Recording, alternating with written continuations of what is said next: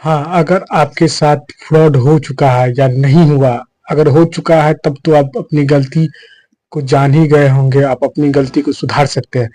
अगर आपके साथ अभी तक फ्रॉड नहीं हुआ है, अगर आप क्रेडिट कार्ड यूज़ करते हैं और आपके साथ अभी तक फ्रॉड नहीं हुआ है, तो ये वीडियो को ज़रूर देखिए और अपने उस दोस्तों के पास शेयर कीजिए जो क्रेडिट कार्ड यूज़ करते हैं। ये वीडियो मैं कैसे बना रहा हूँ मुझे पता नहीं है, लेकिन ये बात ज़रूर है कि अगर आप एक क्रेडिट कार्ड यूज़र हैं तो आज से ही क्रेडिट कार्ड यूज़ करना छोड़ दीजिए। क्योंकि आजकल में बहुत सारे फ्रॉड हो रहे हैं। क्रेडिट कार्ड संबंधी भी फ्रॉड हो रहे हैं, कभी डिजिटल अरेस्ट हो रहा है, कभी कुछ हो रहा है। आज जो मैं ये वीडियो बना रहा हूँ मेरे साथ क्रेडिट कार्ड संबंधी फ्रॉड हो गया है। मैं पिछले 2-3 साल से क्रेडिट कार्ड यूज़ कर रहा हूँ। मुझे अभी तक ऐसे मुसीबत का सामना नहीं करना पड़ा था, जैसे कि पिछले महीने में मुझे करना पड़ा है।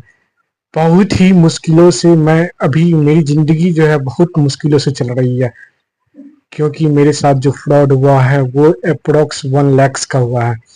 अब बताइए कि अगर कोई क्रेडिट कार्ड यूज़ करता है तो देखिए दोस्तों, मैं अपनी पढ़ाई कर रहा था उस समय एक कॉल आया।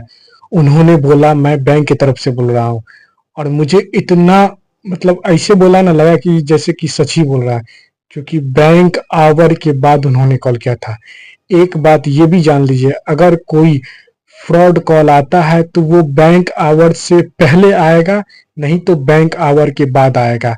तो ये बात अपने दिमाग में बैठा लीजिए कि बैंक आवर के दौरान कोई भी फ्रॉड कॉल नहीं आएगा आपके पास। पहली बात ये है। तो उन्होंने अप्रॉक्स 6 साढ़े 6 बजे शाम में कॉल किया, और उन्होंने बोला मैं बैंक के तरफ से क्रेडिट कार्ड डिपार्टमेंट से बोल रहा हूँ, आपके क्रेडिट कार्ड पे मोटो सर्विस नाम का चीज एक्टिवेट हो गया है। क्या उन्हों क्या उसे आपने एक्टिवेट किया है? तो मैंने तो भाई एक्टिवेट नहीं किया था, तो इसलिए मैंने बोला नहीं। ऐसे बोला ना कि मतलब जैसे लगा कि सच ही बोल रहा है, तो मैंने भी विश्वास कर लिया। और उन्होंने ये भी बोला कि आप किसी के साथ ओटीपी शेयर नहीं कीजिए, बैंक डिटेल्स शेयर नहीं कीजिए, क्रेडिट कार्ड नंबर हो या सीवीवी हो, कुछ भी शेयर नहीं करना। तो अगर मान लीजिए आपको कोई कॉल करके ये बात बोलेगा तो क्या आप विश्वास नहीं कीजिएगा? 100% विश्वास हो जाएगा, क्योंकि उस तरह से ही उन्होंने बोला कि मतलब विश्वास हो गया। तो मैंने फिर उन्होंने एक बोला कि एप्लीकेशन डाउनलोड कीजिए क्रोम से, जिस पे आप अपना मतलब क्रेडिट कार्ड नंबर डालिए। मैंने तो पहले बोला कि जिस एप्लीकेशन से ये एक्टिवेट हुआ है उसी से डीएक्टिवेट होगा। तो उन्होंने बोला कि ये इस एप्लीकेशन से जो है ना, क्रेडिट कार्ड एप्लीकेशन से नहीं होगा, उस पे वो ऑप्शन नहीं दिया है, इसके लिए आपको कोई दूसरा एप्लीकेशन डाउनलोड करना पड़ेगा। तो मैंने बोला ठीक है। जब मैंने उसे डाउनलोड किया और उस पे कार्ड नंबर, सीवीवी और एक्सपायरी डेट डाला, तो वो एक्टिवेट ही नहीं हुआ। मतलब सबमिट हो गया लेकिन एक्टिवेट नहीं हुआ, और वो उसके पास पूरा डिटेल्स चला गया और वो अपना काम चालू कर दिया था, लेकिन बोला था कि कॉल नहीं काटने के लिए। सर मैं डीएक्टिवेट कर रहा हूँ, अब आप कॉल पे ही बने रहिए। तो मैंने बोला ठीक है भाई, सामने में हो जाएगा। थोड़ी देर बाद जो है वो 30,165 रुपया का जो है ट्रांजेक्शन का मैसेज आया कि आप फ्लिपकार्ट पे स्पेंड किया है। जैसे ही ऐसे आया तो मैंने उसे तुरंत बोला, ए भाई तुम क्या कर रहे हो, हैं ये स्पेंड हो रहा है, यहाँ पे डीएक्टिवेट कहाँ हो रहा है? तो उन्होंने बोला नहीं सर, ये जो चेक करने के लिए किया हूँ, तो आप बने रहिए कॉल। मैंने ऐसे मतलब बोला कि इसको ये मत करो, ऐसे मत करो। तो मेरे दिमाग में ये भी चल रहा था कि जब तक मैं ओटीपी नहीं बताऊंगा तब तक ये कुछ नहीं कर सकता। लेकिन इससे पहले ही वो काम कर चुका था। वो मतलब कि एसएमएस वाला जो काम था वो पहले कर चुका था। वो चेक कर चुका था कि मैसेज आता है कि नहीं आता। लेकिन मुझे ये इस बात का तो भनक था नहीं। मेरे मोबाइल में मैसेज आया और वो उसके नंबर पे सेंड हो गया। तो मुझे तो ये बात पता नहीं था। जब दूसरा मैसेज आया तो मुझे लगा कि पहला ही मैसेज का ओटीपी आया होगा। मैंने तुरंत कॉल काटा, मोबाइल को फ्लाइट मोड में किया।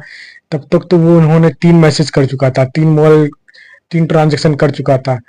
तो मेरा जो कुल फ्रॉड था वो 90,501 रुपया का फ्रॉड था।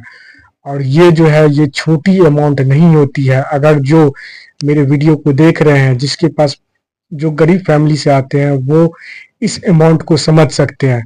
वैसे जो बिग मतलब बड़े फैमिली से भी आते हैं वो 1 लाख का जो है वो फ्रॉड को छोटा अमाउंट नहीं बोल सकते हैं।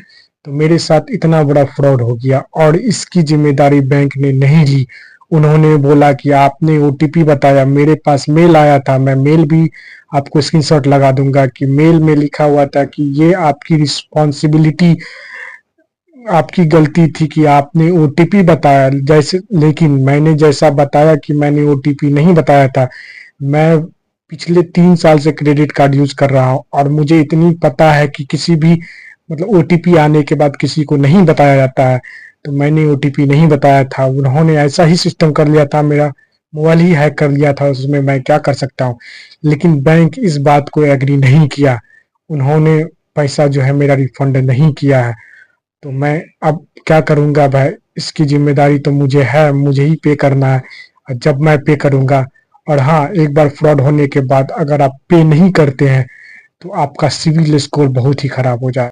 स्कैमर से आप इस तरह से भी बच सकते हैं कि अगर आपके पास कॉल आता है तो आप मोबाइल में ट्रू कॉलर डाउनलोड करके जरूर रखिए, जिससे किसी भी फ्रॉड का कॉल आएगा तो वो ट्रू कॉलर तुरंत बता देता है कि ये फ्रॉड है या आपके जान पहचान का कॉल है या किसी व्यक्ति का कॉल है। इसीलिए मेरा सजेशन है कि आप ट्रू कॉलर जरूर ही डाउनलोड करके रखिए। और हाँ, क्रेडिट कार्ड अगर आप लेते हैं तो उस व्यक्ति का, जो व्यक्ति आपको क्रेडिट कार्ड देता है उसका नंबर जरूर आप रखिए, ताकि जब भी कोई ऐसा कॉल आए तो आप उसको कॉल करके पूछ सकते हैं। अगर नहीं, ऐसा नहीं होता है, आप जिस भी बैंक का क्रेडिट कार्ड लेते हैं उस बैंक में जाइए और क्रेडिट कार्ड डिपार्टमेंट का जो ऑफिसर होता है उससे जाके उसका मोबाइल नंबर लेके जरूर रखिए, ताकि जब भी भविष्य में कोई ऐसा कुछ हो तो आप उनको कॉल करके पूछ सकते हैं कि क्या मेरे कार्ड में ऐसा कुछ हुआ है। तो वो आपको सब कुछ बता देगा, जिससे आप जो है फ्रॉड से बच सकते हैं। इसीलिए हाँ, अगर आप क्रेडिट कार्ड यूजर हैं तो इन बातों सबका ध्यान जरूर रखिए। हाँ, अगले वीडियो में मैं जरूर बताऊंगा कि मेरे साथ कितना का फ्रॉड हुआ है, कैसे कॉल आया था, उन्होंने कॉल पे क्या बोला था, ये सब मैं रिकॉर्ड करके आपको जरूर बताऊंगा। अगर वीडियो अच्छा लगे तो जरूर लाइक कीजिएगा। थैंक यू, धन्यवाद, जय हिंद।